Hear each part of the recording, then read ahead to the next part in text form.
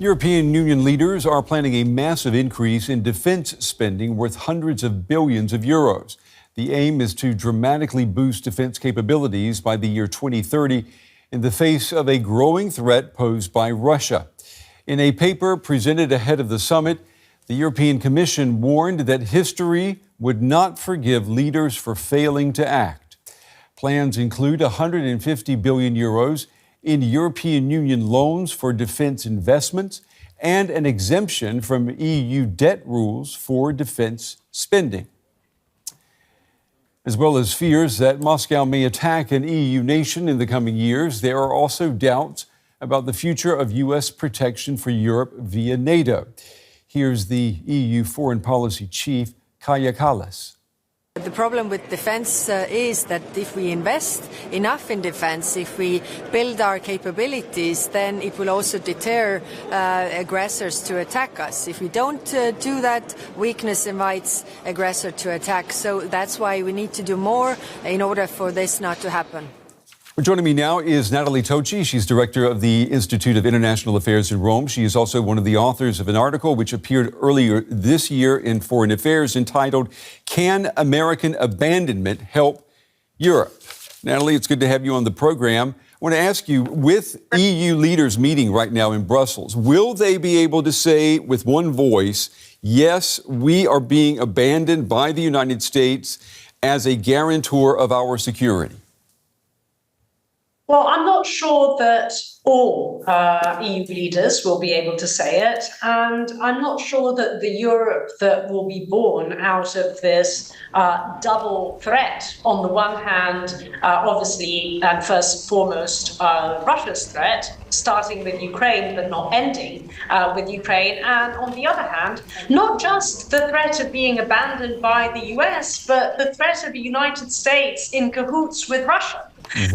So that, to me, is, in a sense, really what is different about this moment. So I'm not sure that all EU member states will be on the same page with this reading, but I do think that there is a critical mass of European countries, and I deliberately say European countries because I don't think that all of them are members of the European Union. Think about the United Kingdom, think about Norway, for example. I do think that there is a critical mass of European countries that get the severity of the threat, and therefore will actually do what is necessary to ensure that Europe as a whole will actually remain secure. You know, this meeting today, it's the first time that EU leaders have met since Putin and Trump spoke on the phone about a ceasefire in Ukraine. It is also German Chancellor Olaf Scholz's last EU meeting as Germany's leader. He brings with him an unprecedented plan to increase defense spending in Germany. Is this the correct response to American abandonment, in your opinion? Well, I mean, it's definitely part of the correct response. I mean, it is very clear that if Europe as a whole is to face Russia alone without the United States, there will need to be very significant amounts of defense spending that will need to fill the gap that has been left from, 30 years of progressive disarmament in Europe. So it's definitely a major part of the response. Now, is it the only part of the response? No. It is very clear that what needs to happen is not just for national budgets to increase, but for national budgets and an EU budget or EU loans, in a sense, or EU grants to be there to induce that a lot of the spending should not just happen within European countries, but between European countries in the construction of shared European capacities for defense. Yeah. Now, you write that conditioning EU funding on the dominant political party's respect for the rule of law cannot ensure that democracy prevails here in Europe. That said, would you advise the EU to make all defense expenditures contingent on that respect, on respecting the rule of law? Well, look, I actually think that this is an extremely important point, and it speaks to a broader question, I think. Why is it that we need to do more on defense? Why is it that our security, our defense is important? What is it that we are actually defending? If there isn't clarity about what it is that we're defending, actually this could end up being very dangerous and not just difficult conversation. What I mean by this is that the reason why we have to be more capable on defense is because we are defending our liberal democracies, right? Our European integration. If there isn't clarity about this, then we may as well just get occupied by Russia or occupied by the United States. Natalie, so I actually think that. Sorry. If I could, let me just ask you, what happens then when a major EU member country elects a new government that does not want more military spending? I'm thinking of maybe the Alternative for Germany party here in Germany, for example. Doesn't that torpedo Europe's attempt at independence from the United States? Well, yes, but I think it torpedoes much more than that, yeah? In fact, if I were to flip that question around, I would actually be terrified of a Germany led by the Alternative for Deutschland, which actually wants to spend a lot on defense, because you'd be asking yourself, what exactly would they be spending on? This is why I think it's very important to retain the connection between, on the one hand, yes, defense, but on the other hand, clarity on the principles of liberal democracies that we're out there to defend. You write that Europe must increase its defense industrial production in order to reduce its dependence on the U.S. The U.S., as we know, remains the military industrial factory for Europe. Would you agree that this is now maybe an unhealthy codependence? I'm wondering what happens when orders from Europe are canceled or don't happen. What kind of reaction do you expect to come from the United States? Okay, so I actually think it's important to break this down into different categories. There are some things that we lack or that we don't have enough of, which we can continue to buy from the United States or indeed from others. You take, for example, the case of ammunition, right? I mean, once you buy ammunition, it's yours, and there's nothing that can be done to make it less yours. Then there are other capacities, let's say tanks, for example. You buy them, they're yours, but, you still need a little bit of cooperation because you may need some maintenance, you may need some spare parts, for example. Those issues, I think, this is, in a sense, a gray zone. And then there are other areas still, like Patriot systems, or like satellites, Starlink, in which you buy something, but it's never 100% yours, right? It's never actually yours. Now, we don't quite know whether, for instance, on an F-35, there is the famous kill switch, right? But on those capacities where actually there are technological reasons, right, that explain why something is never fully yours, well, on those capacities, the weaning off will not be overnight, but I think we really, and now really is a time to rethink exactly whether we should be buying them from others or whether we should be producing more of this stuff on our own.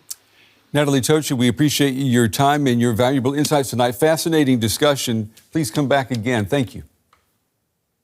Great talking to you. Thank you.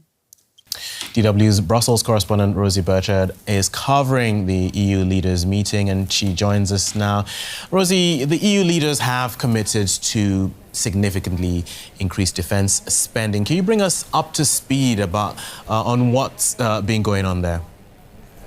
Absolutely. A next political step at this summit in the EU's bid to beef up its military might. So what we've seen is a step forward in a plan to mobilise up to 800 billion euros. That's around about 870 billion US dollars in additional defence spending, including through easing fiscal rules to give EU member states more flexibility in their spending over the next few years. Now, while there are still some small disagreements about the exact details of how this should proceed, overall member states seem to be on the same page that they need to ramp up their defence spending and that the era of low defence spending in Europe is over. What has been slightly more contentious is the topic of radically boosting military support to Ukraine. While 26 out of the 27 EU countries signed up to a statement pledging to double down on that aid to Ukraine and rejecting President Putin's demands, which they really see as amounting to a request that Ukraine capitulates, there was one member state which didn't sign up. That was Hungary. It's very much seen as a critic of EU aid to Ukraine. So we see on the one hand here the fact that the EU can still 26 out of 27 move forward. When it comes to things like military aid, which is very much in national government's control. But we've also seen the limits, because if Hungary blocks other hopes for Ukraine, including its hope to one day join this European Union, that's simply not something they can get around. You need unanimity for that to be able to move forward. So likely more debates teed up for here over the next few months, and indeed could be years. And still on Ukraine, there's the issue of the ceasefire, or potential ceasefire deal that US President Donald Trump is pushing for. Is there concern that the EU is being sidelined in this diplomacy? You bet there is. Europe has been calling for a seat at the table ever since President Trump was first seen as making those overtures to President Vladimir Putin. And I spoke to Belgium's Prime Minister after these talks, and he was quite frank. He said there are some EU member states who hope that Trump will see that President Putin is not trustworthy and come back more to a European perspective, but there are other EU member states, particularly, he said, those which know Russia best. You can assume he's alluding to, for example, Poland and the Baltic states, who really fear that Trump might agree to some of Putin's demands.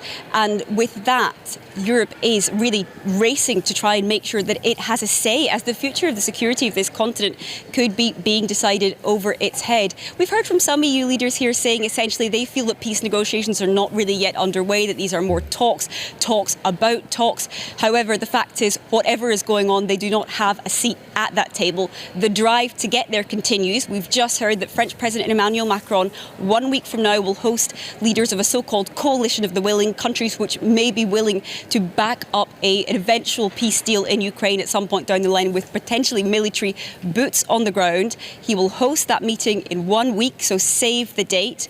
So far, that any sort of peace deal is, of course, just an idea, because on the battleground, Russia continues very much to wage war. OK, we'll leave it there for now. DW's Brussels correspondent Rosie Burchard, thank you for that update. Jacob Funk-Kierkegaard is a senior fellow at Bruegel. That's a Brussels-based economic think tank. He's also a non-resident senior fellow with the Peterson Institute for International Economics. Welcome to DW. So Europe now looking at borrowing billions to plough into this 150 billion euro rearmament fund.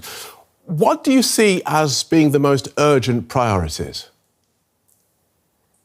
Well, I think Kaja Kallas really said it very clearly. The urgent priority is, quite frankly, whatever Ukraine needs today and tomorrow. That means artillery ammunition. It means, I believe, the financial funding that Ukraine needs to actually fully utilize its own domestic military production capacity, because that is the cheapest place to purchase or to produce what the country needs at the moment.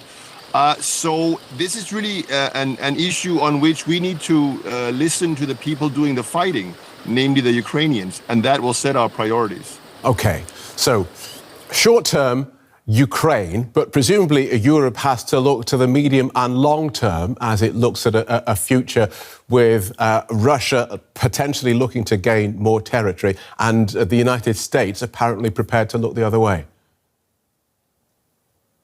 Yeah, no, I mean, there's no doubt that, defense planning in the European Union and beyond in Europe has to now be on the basis that there is no U.S. security guarantee going forward, that we cannot rely on the U.S. security guarantee. In that sense, we're all Gaullists now, I suppose. But what that means, again, is that we need to prepare for a potential prolonged defensive war against an aggressive Russia.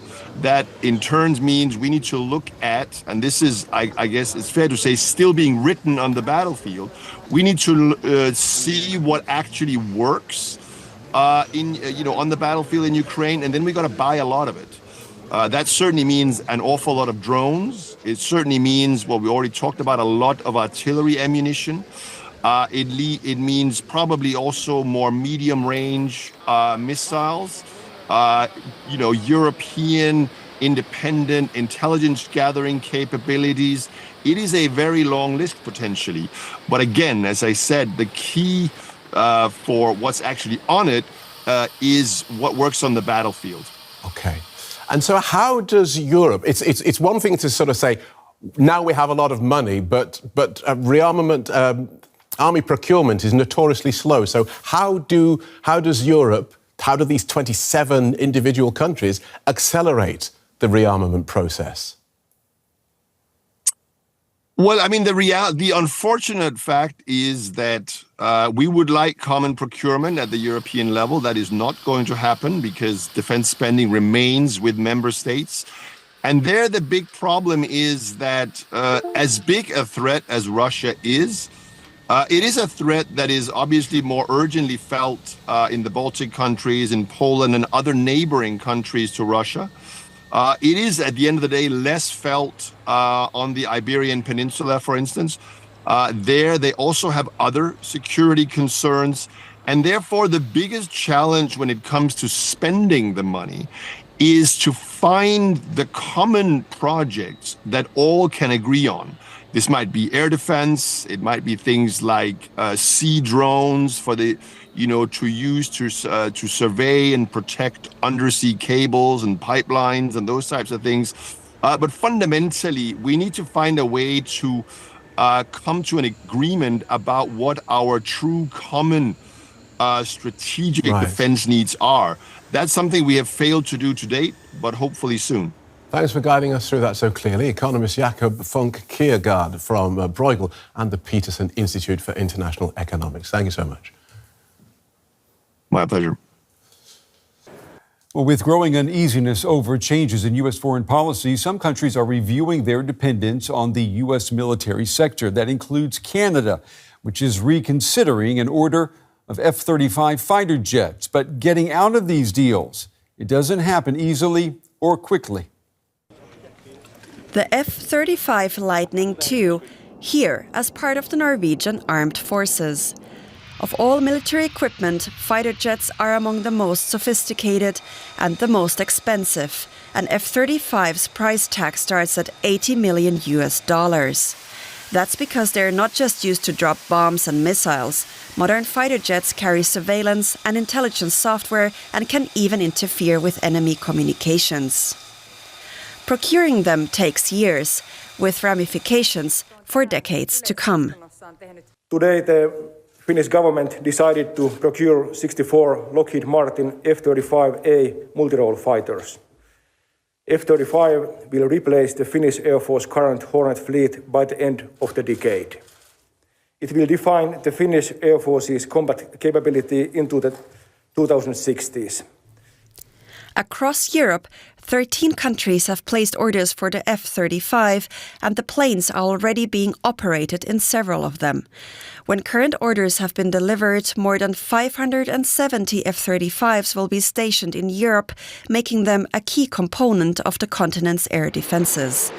But with growing uneasiness over recent turns in U.S. foreign policy, some allies are starting to review their orders. For instance, Europe's key ally Canada has been hit hard by the Trump administration's actions. Canada has a pending order for 88 F-35s.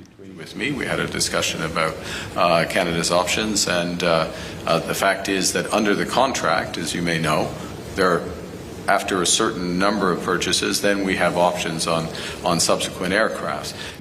Canada is not alone in these considerations. Earlier, Portugal's defense minister said that his country would backtrack plans to buy F-35s. French President Emmanuel Macron has been especially vocal about ramping up arms production in Europe. Our country and our continent must continue to defend themselves, to equip themselves, and to prepare themselves if we are to avoid war.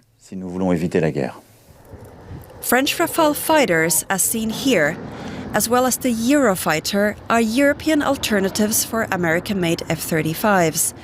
And the Swedish-built Gripen II is on Canada's shortlist as an F-35 alternative. They all, however, have some US equipment built into them. Since procurement contracts for military aircraft are often made for decades, many of the countries with orders for the F-35s know there is no getting out of using them. Some analysts are also increasingly worried about another rumored feature of the F-35, the so-called kill switch. When you buy an F-35, you can see your F-35 stuck to the ground if Mr. Trump says no, I forbid you to fight against Russian planes. You must be aware of the danger. The switch would supposedly enable the Pentagon to remotely disable foreign-operated F-35s. No evidence of this feature has been provided. Manufacturer Lockheed Martin, however, maintains that international F-35 operators cannot conduct independent test operations of the jets outside of the US and keeps control over the jet's key software.